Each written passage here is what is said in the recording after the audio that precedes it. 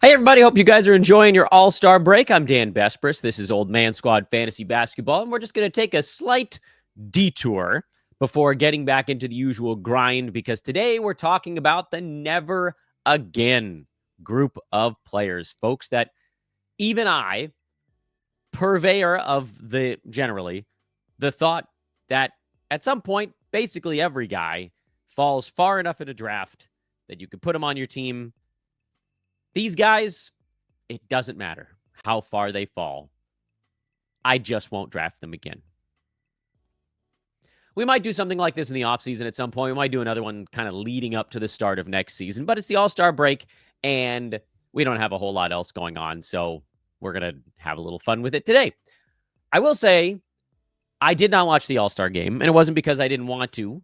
I would have been perfectly happy watching the All-Star game, but I was out of town over the weekend.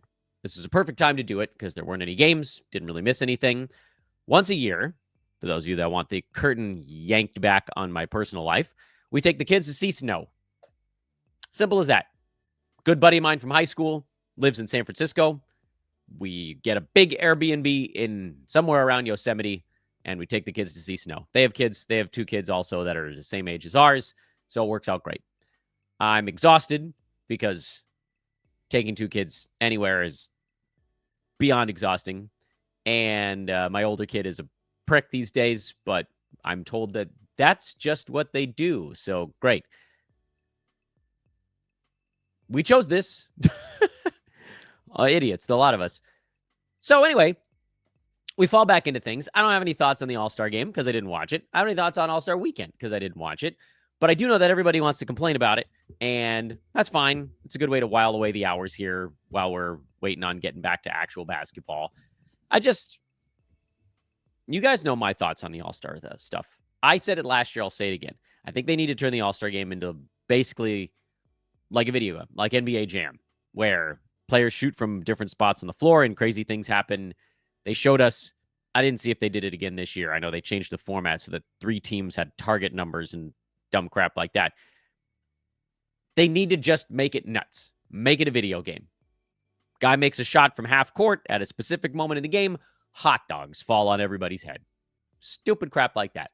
I would watch that over and over again. Can you imagine fan reaction shots as literal? I mean, I don't care. It doesn't need to be hot dogs. Throw freaking quesadillas at people. Like piping hot quesadillas fall out of the sky and hit fans in the head. Have money fall from the heavens. Until they do that, I think we're going to be in this infinite loop.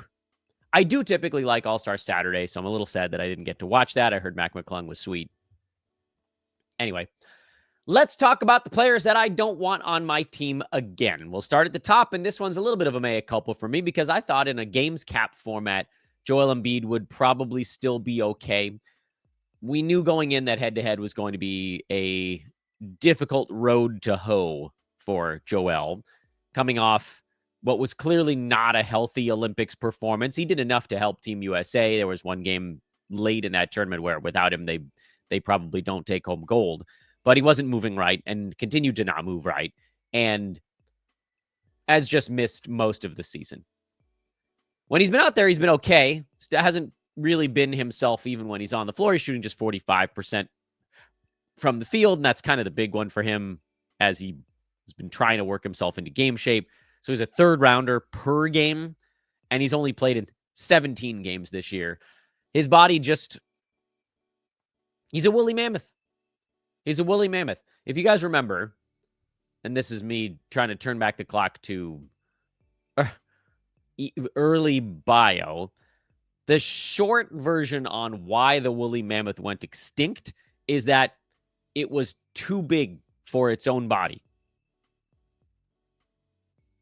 Its organs didn't match the size of its exterior and things like that. And I'm sure it would have done fine if not for all sorts of different Ice Age related things. But effectively, I think Joel Embiid is a woolly mammoth. He's just too big. He's so big and so fast that the body just can't handle that. It reminds me even a little bit of like baseball players now all trying to throw 104 miles an hour. Not everybody's arm can do that. There are a couple. That's why Aroldis Chapman dookie human being though he may be, was such a unique and continues to be such a unique baseball player is that he's been able to throw 104 for a decade and a half, and his body hasn't fallen apart. The rest of these guys that are trying to throw 104, their arms fall off. That's what we're seeing with Embiid. He needs to just move more slowly, and it might be, frankly, too late for that, which is a shame because he has that Shaq-like, Hakeem-like ability to be giant and faster than everyone else who's that giant, but it's exploded his body. So I don't think you can draft him again, kind of no matter how far he falls. I think the third round. So there are caveats to this type of show. Everybody has some kind of price point. And for me, if Joel Embiid fell into the third round, I would probably consider him in following seasons, but I just don't know how that ever happens. And so that's why he ends up on the never again list. The never again list is really, I don't think he'll ever fall far enough list, but that doesn't have much of a ring to it. BetOnline, ladies and gentlemen, is the world's most trusted betting platform. That's a big deal when you're throwing money at stuff on the interwebs, and your number one source for online betting in 2025. Whether you're a seasoned fan or a first-timer, BetOnline is your ultimate game day companion. Featuring the largest selection of odds on everything from NBA and college basketball to the NHL and UFC, BetOnline continues to be your number one sports betting source with all sorts of fun stuff on top of that, like props and live opportunities. From every three-pointer to hat trick and soon grand slam, BetOnline has you covered with odds, stats, and more on every game, every play, and every win. BetOnline, the game starts here. Next name on the list is LaMelo Ball, and I blame all of you guys on this one. I know. I should be out here, mea culpaing on all of them. I mea culpa'd on Joel Embiid. I thought he would play enough games in games cap formats to be useful. LaMelo Ball, I went into this year with almost no intention of drafting. You guys might remember, even during the run-up to the season, if you go back and watch some of my draft day videos, I was quite clear, I thought, saying, I will not trust this dude until he shows me he can make it through a season. Does that mean that maybe we miss out on a little bit of value from him? Yes, because at some point, he's going to get drafted at 25, and he's going to make it through a year, and that'll be cool because a healthy LaMelo Ball getting drafted in the early third round, especially if you're 8-cat or just punting turnovers, would be a really cool steal. But until that time, that he can actually make it through a full NBA season. And I'm not talking about the one-off here. Remember, he had a 75-game year, 2021, 2022. Clearly, that's the anomaly. 51 out of 72, his rookie season. Remember, that was the COVID-shortened year. 75 out of 82. Okay, well, we're getting along. 36, 22, and he's at 33 right now, and we don't know if he's back after the All-Star break. Is he good? Hell yeah. He's at 27, 5, and 7 with 1.3 steals, 4 3-pointers, 82% decent volume free throw, which is actually kind of low for him. But is it worth it? Nope. Not worth it. And I got talked into it. Every damn year, there's one player. I'll kick myself for the dumb crap I did. I drafted Joel Embiid in one Roto Games Cap League. Want to know how that team's doing? Not well.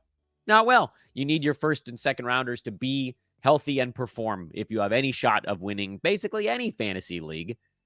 But I would say even specifically Roto leagues, because head-to-head, maybe you can eke your way into the playoffs, and then if your first and second rounders are healthy in March, you can make a run at it. In Roto, I mean, if you had Embiid early, if you have Luka Doncic early, LaMelo Ball pretty early. By the way, Luka's not on this board. This, to me, was a clear sign of championship run hangover. But these are the guys that went early that haven't played games, that just haven't been there. Luka's at only 24. He's lower than LaMelo Ball. I think he probably catches up and passes him, but I don't know. By the way, this list is also about players that were healthy on your fantasy draft night. So this doesn't include Kawhi Leonard, who was not healthy coming into the season. Whoever else. Mark Williams was not healthy coming into the season. Maybe you feel that way about those dudes. But I have a rule on this show. You don't draft players that are not healthy coming into the season in any head-to-head league and most Roto leagues. Although I admit, I do have some Kawhis, and I do have some Mark Williams because in my eyes, they fell so damn far. And boy, the Mark Williams one looked like it was going to be a killer play. And now all this other stuff is going on. But anyway, back to the point here. LaMelo Ball, I need to see him make it through a year. We're now 3 years running that he has not. Will he at some point? Probably. I don't think he never will. Be a ballsy thing to claim on a random All-Star Break fantasy podcast. I think eventually he makes it through a season healthy. And I think at that point, we can start to look at maybe putting him back on rosters. But until then, I'm not going to do it. Next name on the list is Joel Embiid's teammate, Paul George, who feels like he may have sort of suckered the 76ers. Paul George should have probably been on this list for a long time, but then he went and played 90% of his games last year for the Clippers. It was the first time he had played even close to a full season during his time in Los Angeles. He had 5 seasons with the Clippers. I'm showing it on the screen right now for YouTubers that are rolling along. COVID year 1, 48 out of 72. COVID year 2, 54 out of 72, which at the time actually felt like a little bit of a win. 2021-22, 31 games. Then 56. And at that point, I thought, I don't think I can touch this guy at all. And then he played 74. And I thought, well, he wasn't going early this year because everybody assumed he was going to take a pretty good hit in Philly. And then he was hurt coming into the year as well. So that kind of made the choice, I think, a little bit simpler. I have 0, by the way, not a single Paul George on any of my fantasy teams. I've got a dozen of them, and there are no Paul Georges involved. But it wasn't because I thought it was going to be this. And if you're looking at his numbers and going, oh gosh, he's down to 16 points. Is this a forever thing with him? I don't know, maybe. But guess what? I'm not going to wait around to find out, because for me, the reason I don't want anything to do with Paul George is not the fact that he took a big hit playing with the 76ers, which has been a royale pain in the butt. It's that he's still the same Paul George he was for the first 4 years he played for the Clippers. He's just not a dude who makes it through the season anymore. He's not. Doing it one time out of every 5 years doesn't make you that guy. And maybe that's the same thing that we should talk about with LaMelo, but there is a big age gap between those two dudes. Paul George was born in 1990. LaMelo was born in 2001. So at least with Ball, you'd be like, all right, dude's only been in the NBA for 5 seasons. Like, if he can get healthy, get this thing turned around. Steph Curry took a bunch of years at the beginning of his career to get the ankle stuff sorted out. Does that mean LaMelo will? It does not. But I mean, the fact that he is only 23 gives him a pretty good opportunity to still get this thing figured out. Paul George, he ain't 23 anymore. He's going to be 35 in about 3 months, 2.5 months. And as someone who's sitting in the 4s at the beginning of how old they are, I can tell you it ain't going to get easier for PG to stay healthy. I know he's got stuff going on. He's got the pinky and he's got the blah, blah, blah and laundry list and whatever. And if Joel Embiid ever sort of pulls the plug entirely on this season, then maybe Paul George can get something going. I just don't know how you take that shot unless, and this is the same thing with these other guys, like how far would LaMelo Ball have to fall before I picked him in fantasy? 4th round. Is it ever going to happen? I doubt it. How far would Paul George have to fall before I pick him in fantasy? Probably 6th, maybe even 7th round. So is that ever going to happen? I doubt it. But if Paul George is sitting there at like pick 80 next year, I'd probably do it, because maybe he's as bad as this season again, but also we know that a good Paul George could be a top 25 guy. You roll the dice in that spot, because then you're no longer, your fantasy team would be okay if you used a 6th or 7th round pick and it didn't pan out. If you just skipped it, just in your mind, mentally say, all right, I just don't have a 6th round pick this year. And if it hits, great. But you can't do that in the first 2 or 3 rounds. It's too much. This dude was already on my don't draft list, but you guys yelled at me about him on Twitter to put him on this show, so I will. And that's Zion Williamson, who, a similar kind of thing, he's had these intermittent years where he's been better. 2020, 21, he played in 61 out of those 72 games. He did not play the year after that. Played 29 games the year after that. Then somehow managed to get into 70 last year. I don't know where the hell that came from. And he's played in 18 so far this year. So, I mean, a mixed bag is probably the understatement of the century. He is a game-changing phenom from a reality standpoint. Completely changes what the Pelicans are able to do. But he also continues to show basically zero care for having a long and successful NBA career. So why would I draft? This is an old bettors adage. Better, Bettor. It's an old bettor adage, which is don't bet on a team if you want them to win more than they want to win. That to me applies to Zion Williamson. Don't bet on that horse if you care more about that horse's career than that horse does. Yes, in this instance, Zion Williamson is a horse. He's a hell of a horse, man. He's an unbelievable, he's freak athlete type thing. We all know, we've all seen Zion. He's 6'6", 280, and it's that same thing. There's a little bit of a woolly mammoth thing going on there. Although he seemingly has a little bit more control over that. I think Joel Embiid's always generally been in shape. That hasn't necessarily been the case for Zion. If Zion wants to stay on a basketball court, he pretty much has to stop jumping. You think that's going to happen anytime soon? I don't. He's not an old guy. He'll be 25 in July. He's not about to just stop jumping. On top of everything else, Zion is a hard punt play.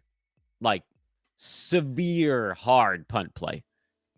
So not only do you need to be willing to take a big shot on the health side, you need to not be trying to win free throws. Now, if you're punting free throws, his per game numbers are pretty good.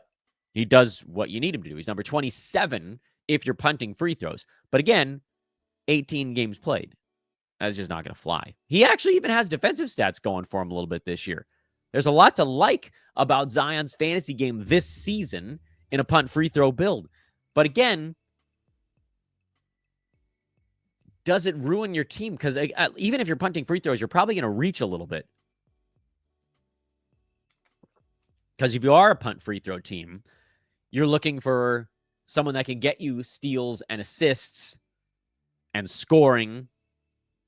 And Zion is that guy. Well, one of those guys. But again, we're dealing with this can't stay on the floor situation. So where would I take Zion? Nowhere if I'm going 9-cat. Punt free throw build. It's going to have to be after 100. Well, maybe that's not fair. Someone's going to take him early. Where the hell did Zion go in my... He went 6th round in a lot of my drafts. The teams, by the way, that I don't think were punting free throws. So just keep that in mind. So this is a guy that's probably going around pick 65, 60 to 70. If you're punting free throws, it feels like a massive get there. And if you're not, he's not good for your team there. So what do? Again, can you just say, oh, I'm going to throw away my 6th round pick and hope that it hits? In this instance, I don't think so, because he becomes sort of like a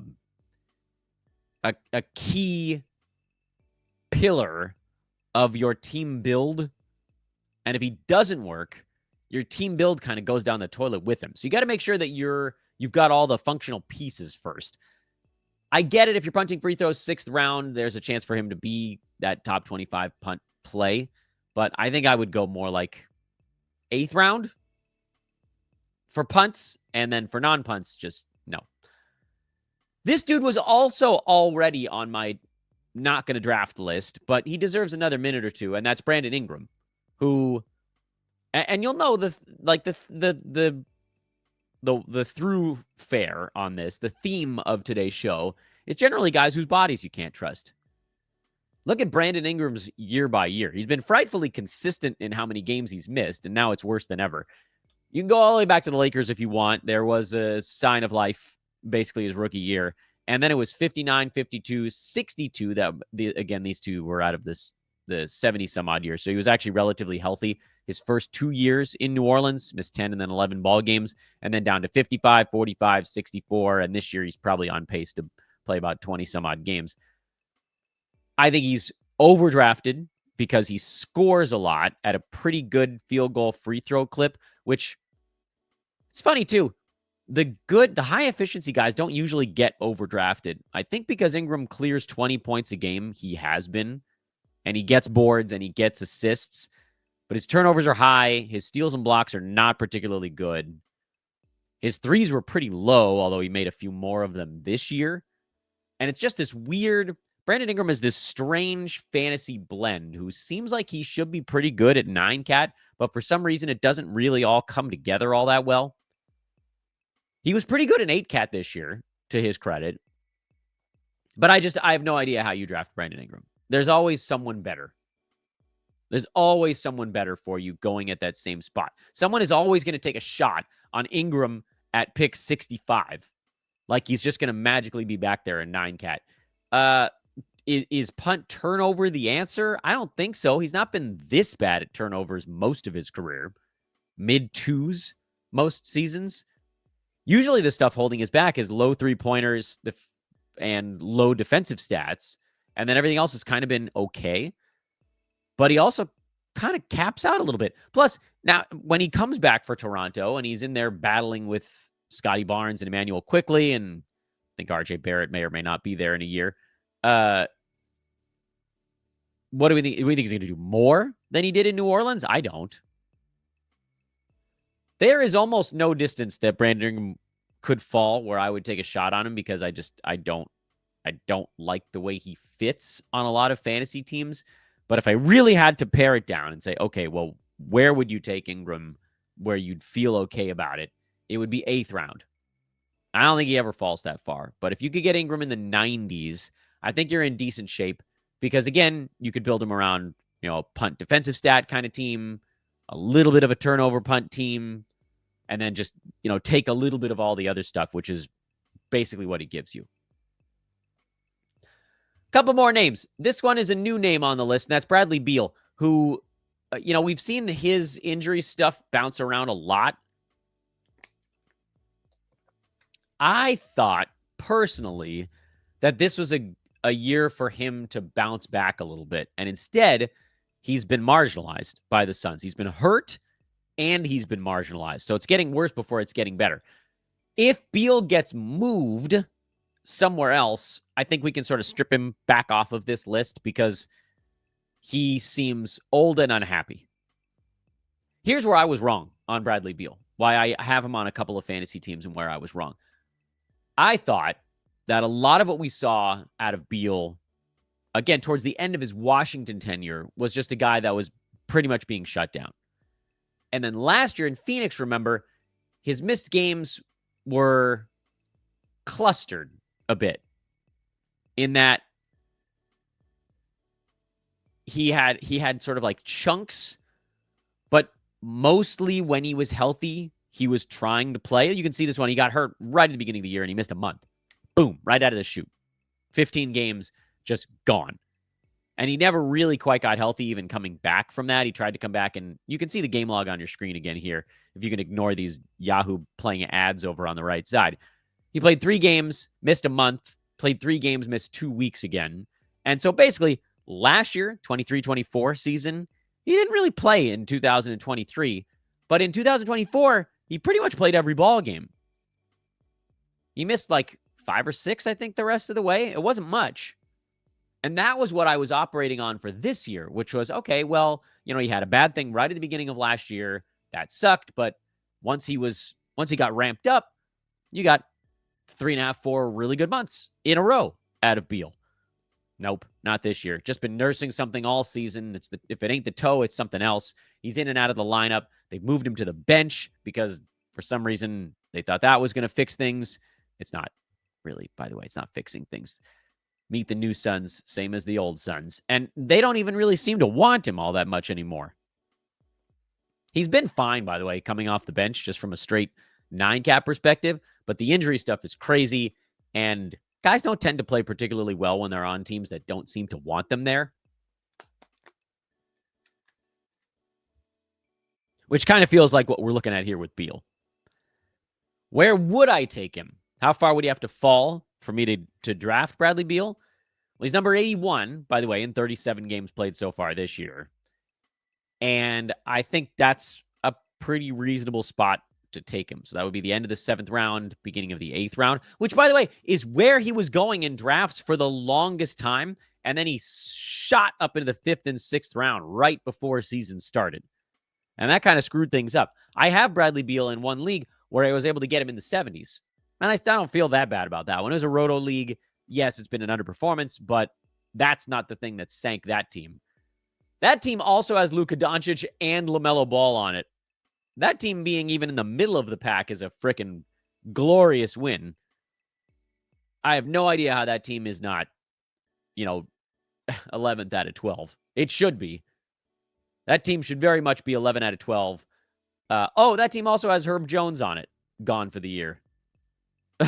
How is that team afloat in any way at all? Norman Powell, Cam Johnson, late, certainly helped. But good Lord, you could not have picked a more hurt team. Let's talk about the next one. This guy's already been on the list for me for 2 years and counting, and that's Khris Middleton. Do I need to tell you any more? First of all, he's on a team now in Washington. I didn't want him when he was on Milwaukee. The hell with that, because for multiple years, they've tried to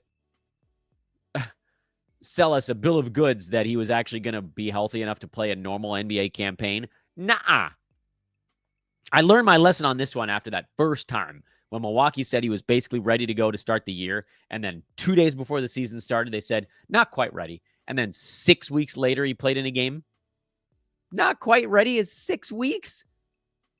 Get out of here. So now I just don't believe anything anybody says about Khris Middleton, whose body has fully left him. It's not there.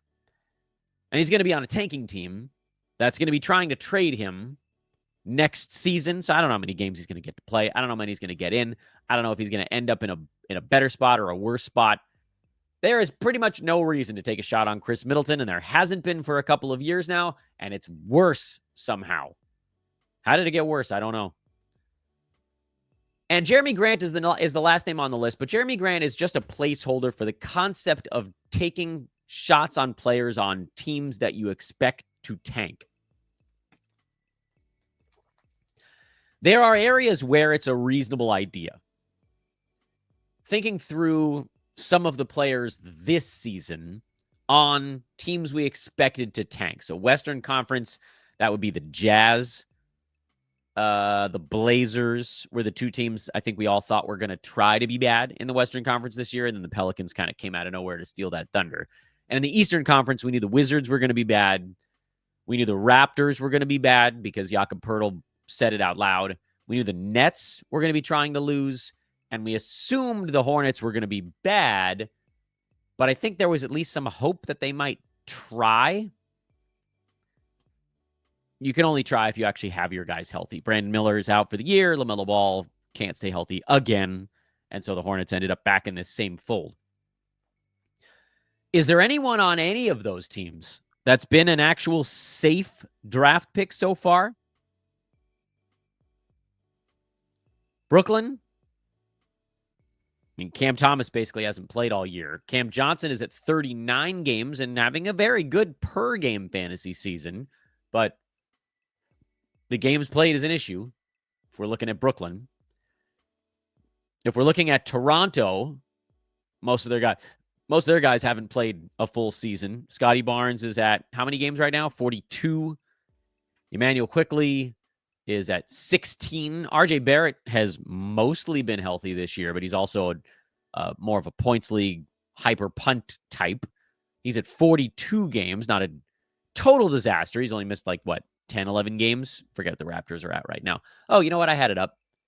Toronto's played 55. So he's missed 13. Acceptable, but not a total mess.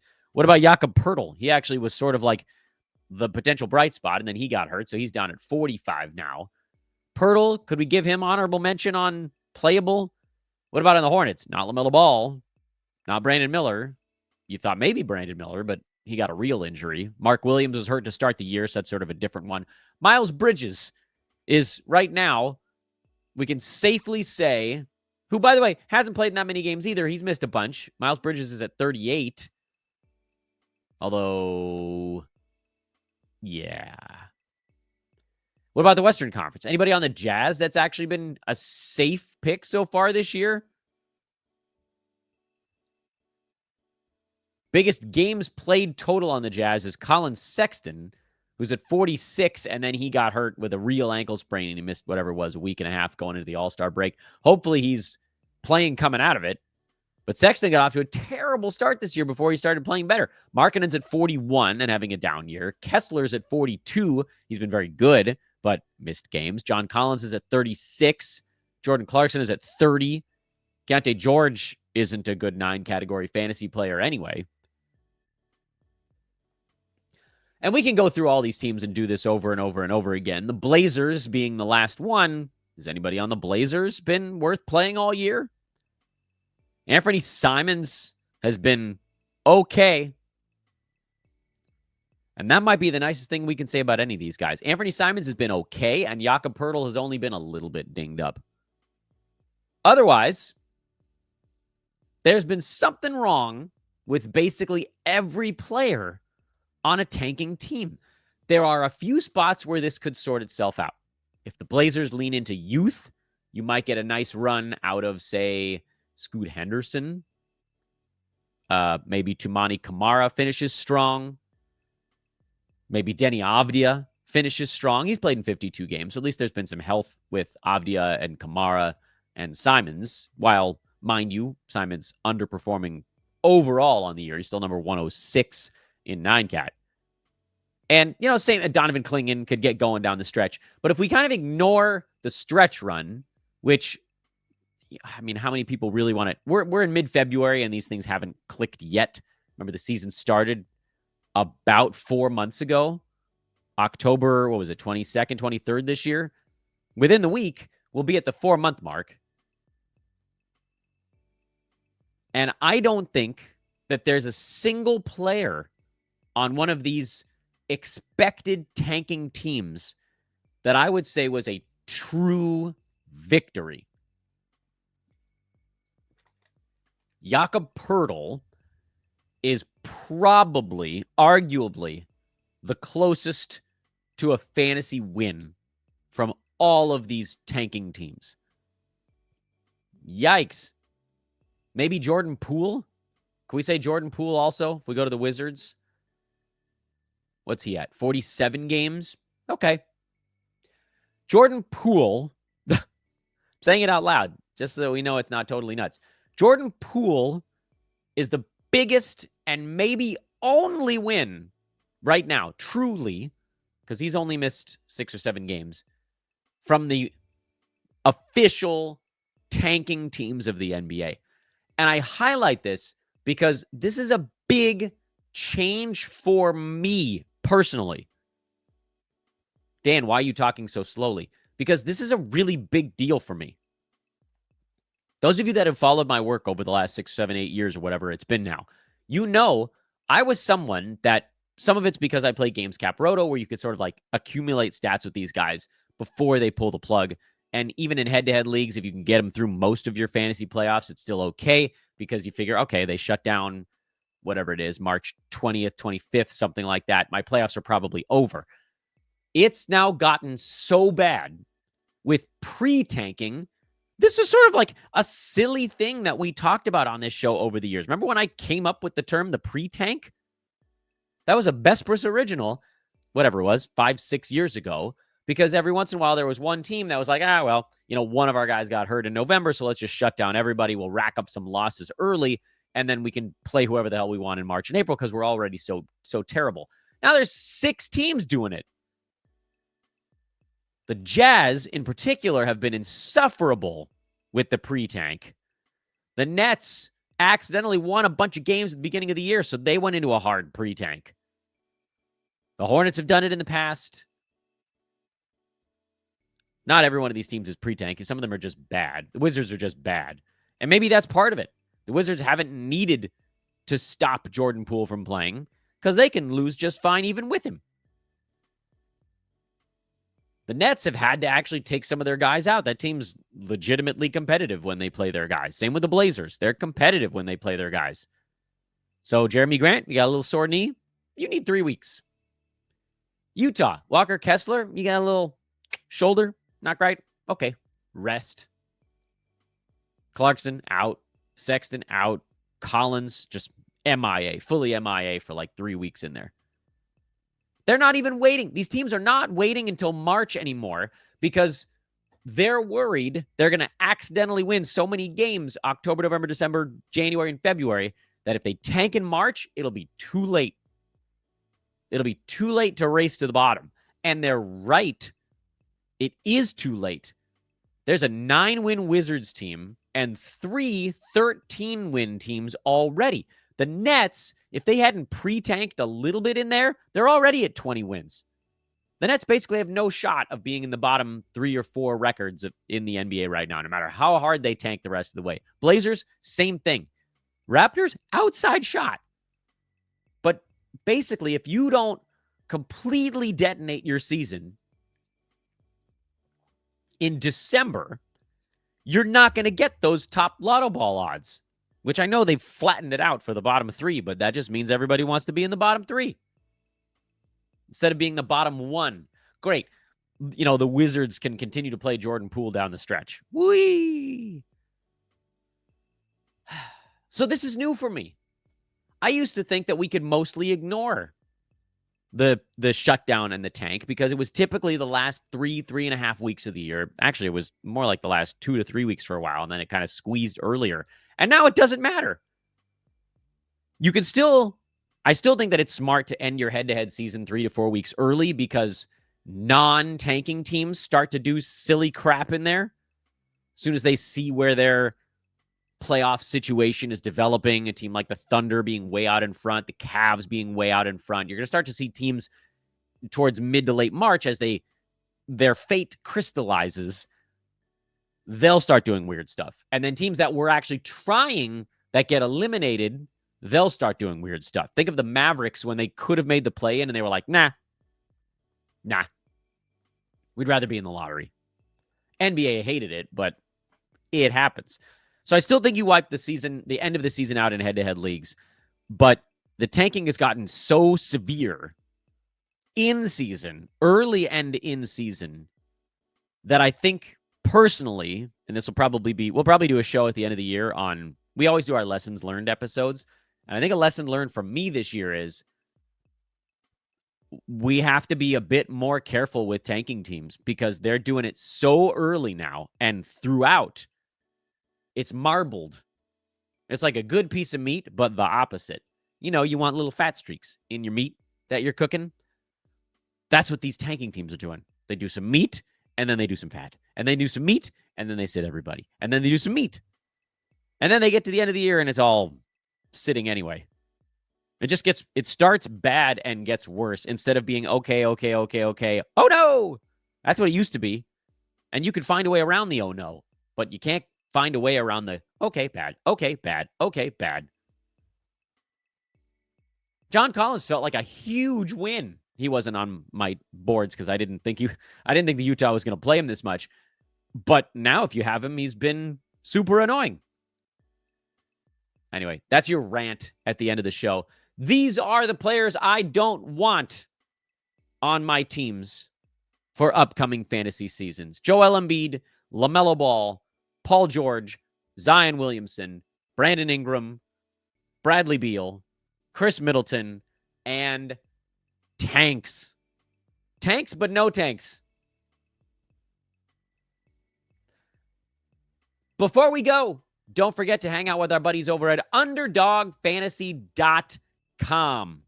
It's a lot of fun. I can't put a card together for you guys today for obvious reasons. There are no games, but we will as soon as the games come back en masse. Not Wednesday. I think there's one game on Wednesday. So we'll do one together on Thursday. All you got to do is pick higher or lower on 2 or more players, and you got to pick them card.